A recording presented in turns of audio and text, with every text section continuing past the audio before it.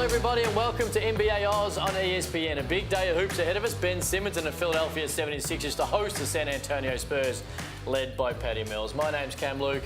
Big week in the NBA and I am joined at the NBA Oz desk by 2010 NBL MVP Corey Homicide Williams. How you doing, my man? I'm doing fantastic. Let's get into it, Ken. Big game ahead of us. The Spurs and the 76ers both trying to get into their respective top four in the conference. But firstly, the Australians. Another big week on court. We're going to start with the left-hander from South Australia, the Utah Jazz's Joe Ingles. 11 points, 5 assists, 4 rebounds on the year. He's having another outstanding season. Joe Ingles doing what he does. He's from the land down under. His game has aged just like wine. He's gotten better with time, doing what he does. Blows the kiss, you like that? Love the kiss. Jonah Bolden, he's not a veteran just yet, but he's playing some very nice basketball for the 76ers. We'll see him shortly. Last week, though, 14 points, 4 rebounds.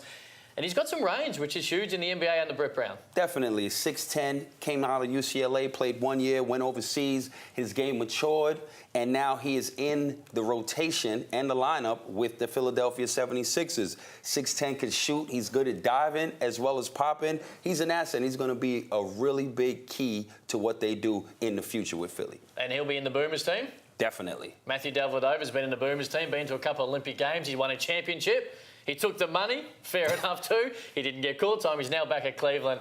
8 points, 4 assists in 18 games for the Cavs. And he's someone who, as time goes on, just continues to get the job done. You know what's good about this? You know, there's 30 teams in the league. Every place you go, you may not play. Things may not work out. However, he went back home to Cleveland, where it did work out, and now he's getting on the court playing time. His confidence is better, and it could only help the Boomers. Averaging just over 2 3-pointers a game for Matthew Dellavedova. Talking to Golden State Warriors, 43 points, not really unique when it comes to Durant, Boogie Cousins, Steph Curry. These guys are able to score. But what is unique is a player scoring 43 points while only bouncing the ball 4 times. Of course, I'm talking to Klay Thompson last week. And you know what the best thing about this is?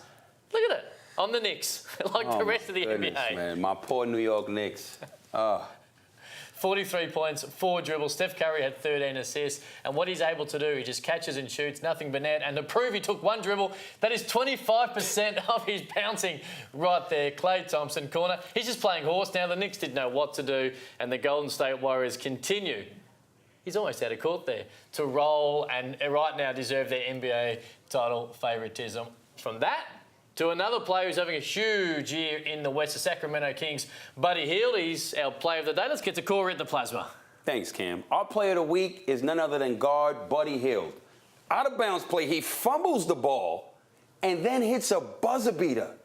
37 points, 7 for 7 from the land of plenty. No bigger or better than the buzzer beater. I'll put it to you that he meant to fumble, because he didn't want to pass it to Willie Cauley-Stein. He's like, I'm the man. I'm averaging 20 a game. If I fumble and run out of time, I've got to shoot it. And that's exactly what he did. Well, I'm going to tell you this. New Orleans did not do themselves any favors by letting this guy go. Sacramento, great pickup because this is a future superstar. And he's a pretty good hurdler. He's gone.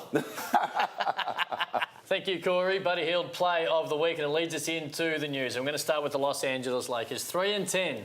Since LeBron James hurt his groin on Christmas Day. Luke Walton, the questions continue to mount. Rajon Rondo's out. We're going to see Lonzo Ball with the ankle as we see the groin that has started this dismal month for the Lakers. Is Luke Walton in trouble? Luke Walton 100% is in trouble, and I'm going to tell you why. Please do so.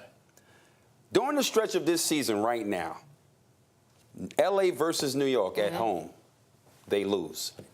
Versus Cleveland, they lose.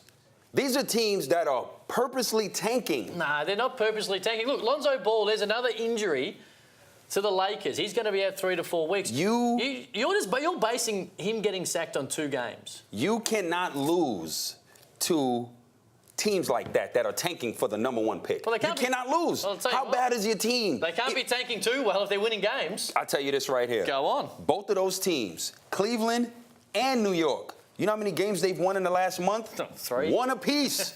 1 apiece. Look, you need LeBron to beat the Cleveland? I'm not saying they were bad wins for the Cavs and for the Knicks and bad losses for the Lakers. I understand all of that. You lose the best player in the world.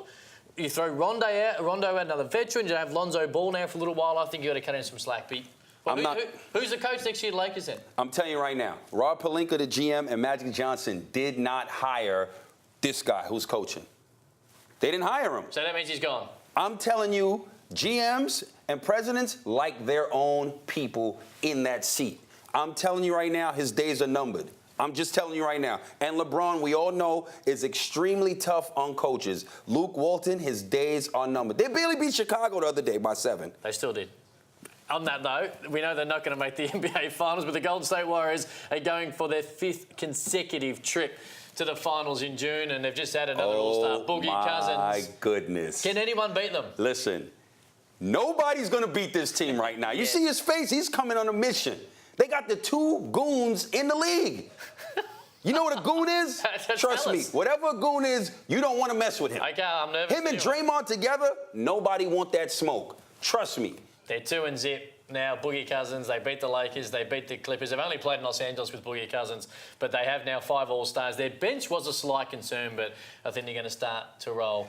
Talking rolling, Giannis Antetokounmpo is rolling. Goodness. The Milwaukee Bucks are to watch. And here he is, the MVP, no doubt. The Greek freak, length, still can't shoot. We don't worry about that, though, because he can get to the basket like this. You don't have to shoot when you can do that. And defensively, bang. Give me that. Blocking alley-oops. So you agree? The guy, he disrespected Blake Griffin. You agree he's the MVP? No, he is not. Oh, here we go. Because of this man. Excuse me. Get out my way, Flex. That's what he does. 13 with the beard. The bearded one. Disrespecting anybody. Uh-oh. We at Rucker Park. Excuse me. Step back. Bucket. This is what I do. Oh, you want to guard me too? You think you can? Hold that. Let me get all that. The most prolific scorer in the NBA, James Harden. There's one way to look at this, who wins the MVP, because right now it is between Giannis Antetokounmpo, who's taking a inept Milwaukee Bucks organisation to the top of the East, and James Harden, who's taken the Houston Rockets on a great month without Chris Paul. But there's only one way to look at this. As great as the numbers are with James Harden, I'm legit when I say this. I'm not certain the Bucks would win 10 games without him, and I'm not even certain the city of Milwaukee would actually exist without what the Greek freak is doing. He does so much on and off the court for that franchise, which is a small market. Houston's always going to be good. They're going to be able to get some players. They've been able to get Chris Paul, and this is the reason Giannis Antetokounmpo, for the first time in the better part of 2 decades, has made the Bucks relevant. Tell me when I can go. Go. How much percentage does that guy shoot from the 3? It does not matter. 11%. It doesn't matter. All you got to do is double and play off him. That's all you got to do. You shut the water off. Hang on a second. He's giving you 30 and 14 it's without regular having a great season. jump shot. Well, it's regular season. You want to talk finals? And the East is weak. Do you want to talk playoffs? Let's talk playoffs. Because James Harden hasn't shown up in the last 3 years. How can you talk playoffs in your argument if James Harden goes missing in big games? James Harden actually showed up. To be honest with you, it was the fact that Chris Paul was injured. That's the only reason they did not advance to the championship. You know it. I know it. Golden State knows it.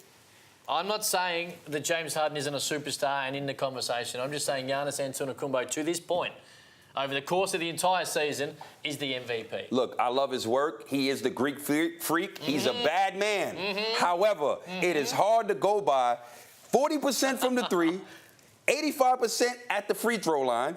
Mid-range is a bucket. He can get to the rack. He got handle. He could shoot the 3. What can he not do? Referees respect him. I'll tell you what he can't do. He can't play defense. Okay.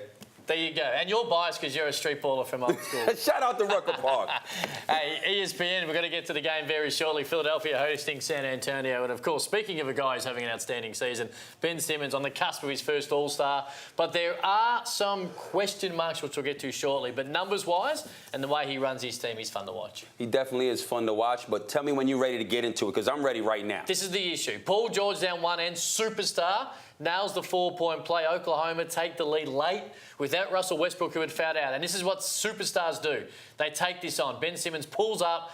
Jimmy Butler has to take a real tough shot over 2 players. First, second quarter, third quarter, Ben Simmons attacks the rim on that. He's a star right now, but until he has the confidence to make a play late, he's not yet a superstar. I agree 100%. At the end of the day, you got to take that shot. You got to shoot.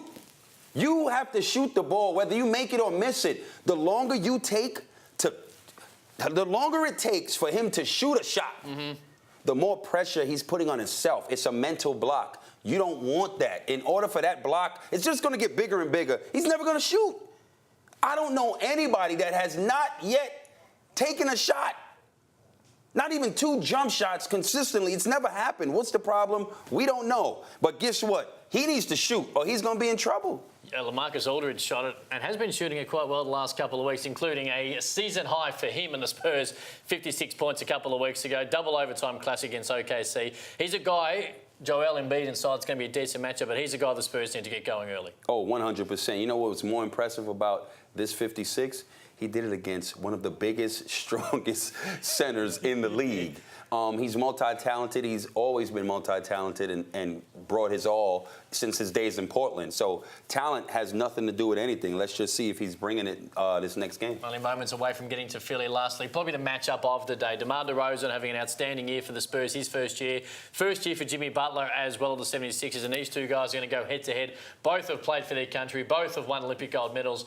But this guy, DeMar DeRozan, we love revenge games against the Raptors. Give me a triple-double, DeMar. I love it. Yeah, definitely. It was a great game. Obviously, he wanted to come home and show these, well, not come home, but play against his former team and do his thing. And he did that. But I'm telling you right now, there is a dog he has to go against, and his name is Jimmy Butler, a.k.a. Jamie Foxx lookalike. But I'm telling you right now, it's not going to be an act. This game coming up, he's locking that up. We got to get to ESPN. Who wins, Buckets and the 76ers or DeMar and the Spurs? I got the Spurs because until Ben, it's going to be a situation like that. Ben Simmons is going to have to shoot a shot for them to win. He's not going to shoot. They're going to lose because of something like that. On that note, let's get to Wells Fargo Center in Philadelphia. It's the 76ers and the Spurs on ESPN. This has been NBA Oz.